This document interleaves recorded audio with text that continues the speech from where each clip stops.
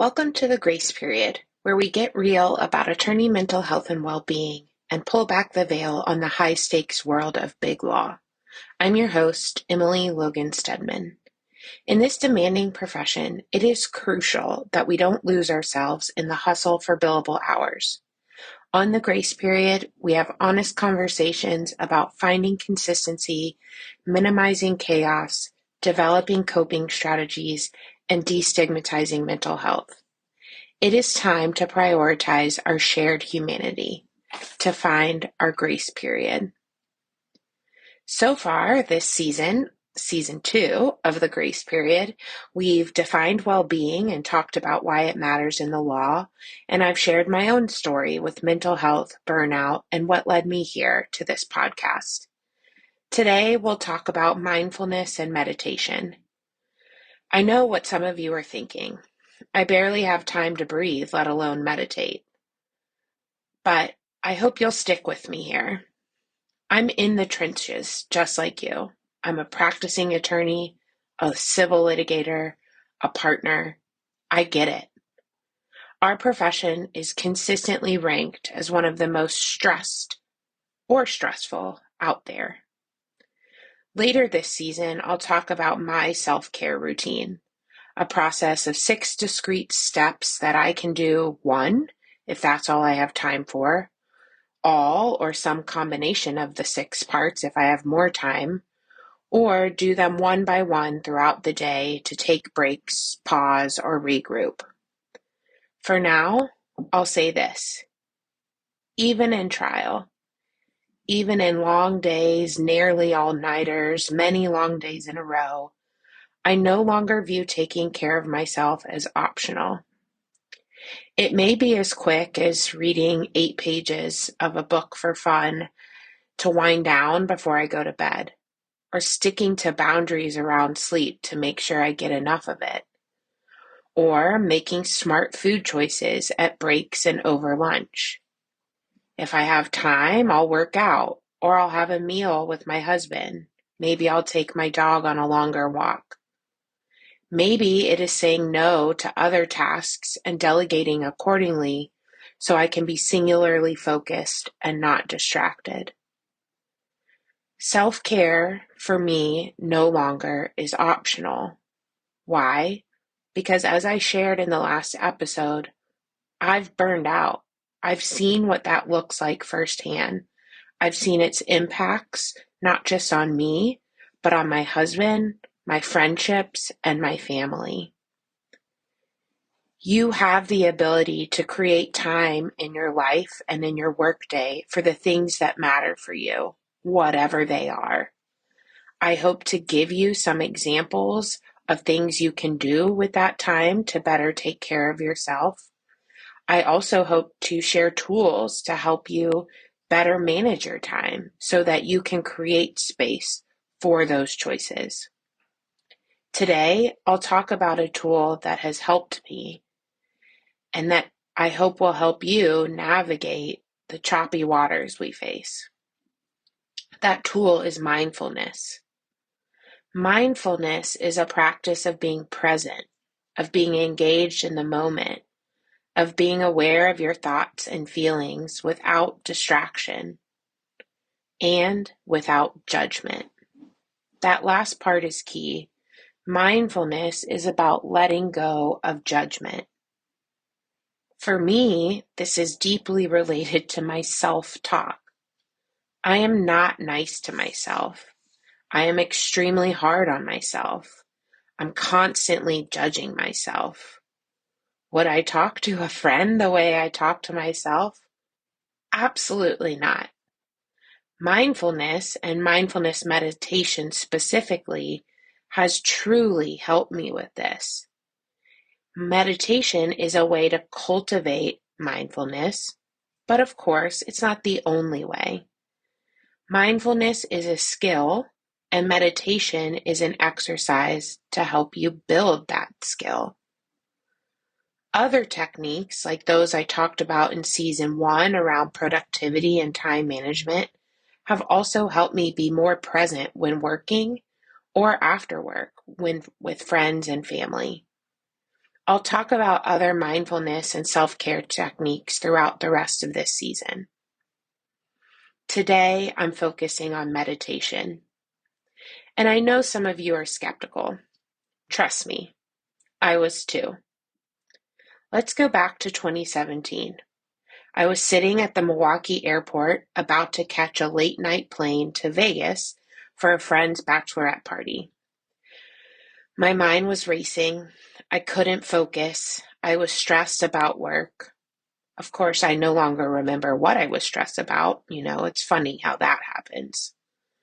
So I pulled up my iPhone and the App Store, and I downloaded the first meditation app that came up, Headspace. Back then, Headspace made you run through introductory lessons before opening up the full library. So I gave it a shot. And honestly, I've never looked back. Again, I was skeptical. I didn't think it would work. I didn't think I could get my thoughts under control. And that's just it. Meditation is not about controlling or changing your thoughts. It is about knowing and resting in the idea that your thoughts are not facts. They are constant and they come and go. In fact, the more you engage with your thoughts, and if you're like me, the more you fight those thoughts, the stickier they become, the bigger they become, the louder they become. Meditation taught me how to pause, see or hear my thoughts, and to let them pass, like the clouds in the sky. This isn't New Age fluff. There's solid science backing this up. Studies show that mindfulness meditation can improve focus, reduce stress, and even enhance decision-making skills.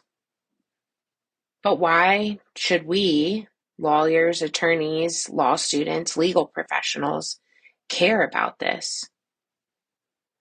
Imagine being able to pore over your files with greater focus, or being able to navigate client meetings or meetings with partners and those you report to with greater calm. Mindfulness can help with that. It can sharpen our attention to detail, improve our interactions with clients and colleagues, and help us maintain more consistency in our thoughts, in our reactions, and our ability to do our work. And again, we need to keep an eye on burnout, an all too common issue in our profession. Mindfulness is an effective tool in combating burnout. And it was for me. Those thoughts about wanting to get in a car accident because if I was injured just enough, I'd get a break. Meditation helped me see those thoughts for what they were, a sign of burnout, a nudge to address the underlying stressors. Meditation helped me realize that those thoughts are not facts. They don't define me. They're not my identity. Again, some of you are skeptical. You're probably thinking, well, that sounds great, but I don't have time for that. The good news is you don't have to spend hours or even many minutes meditating to reap the benefits. It can happen in a minute or two, and studies show that even just 10 minutes at a time, over time, help bring the benefits of mindfulness meditation into your life. If you're willing to try, I'm going to walk you through a quick exercise right now. You can do it at your desk, in your car, walking, wherever you are. First, just take a deep breath. In and out. For the next 30 seconds or so, just focus on your breath.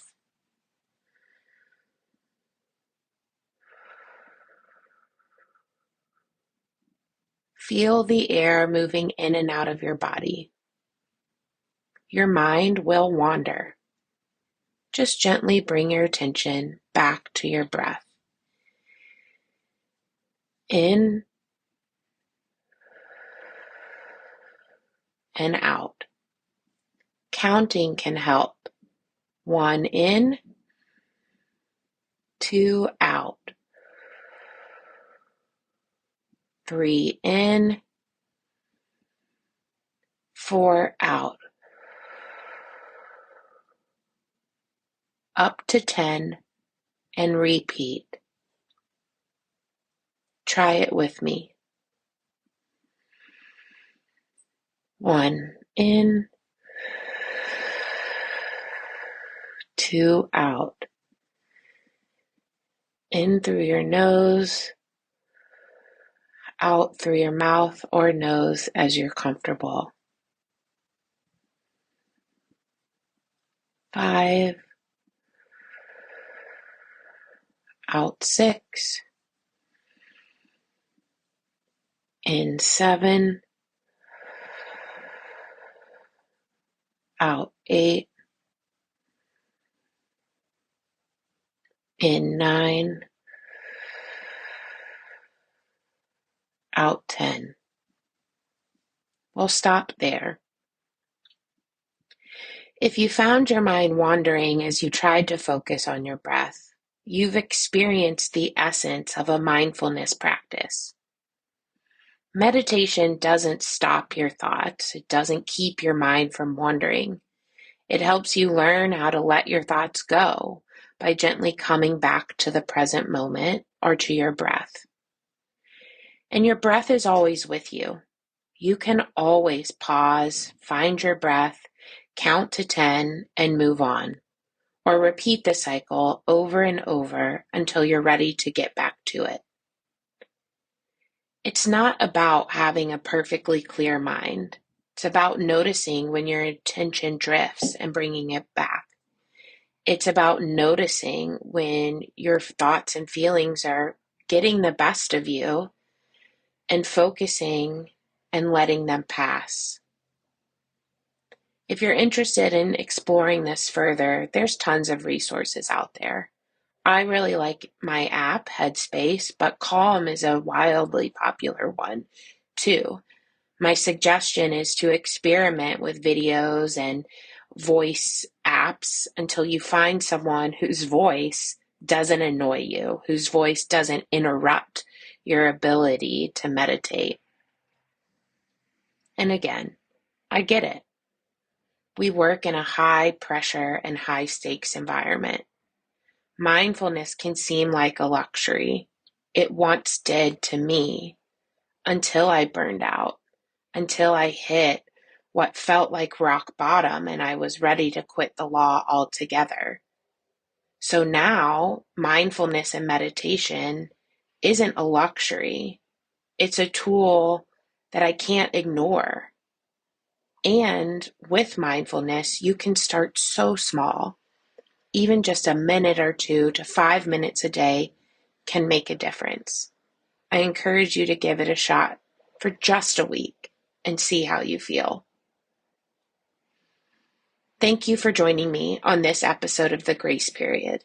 I hope this discussion has provided some insights about mindfulness and meditation. Next week, we'll talk about gratitude and journaling. I know. More woo-woo. But it works, I promise, and it doesn't have to be cheesy or trite. Until then, remember, you don't have to sacrifice your well-being for career success. By prioritizing self-care, setting boundaries, and seeking support, you can survive and even thrive in the law and in big law. Until next time, take care of yourselves and each other. That is the path to our grace period. Disclaimer. This podcast is for informational and entertainment purposes only. It does not constitute professional advice of any kind, including legal advice. No attorney-client relationship is created by listening to this podcast.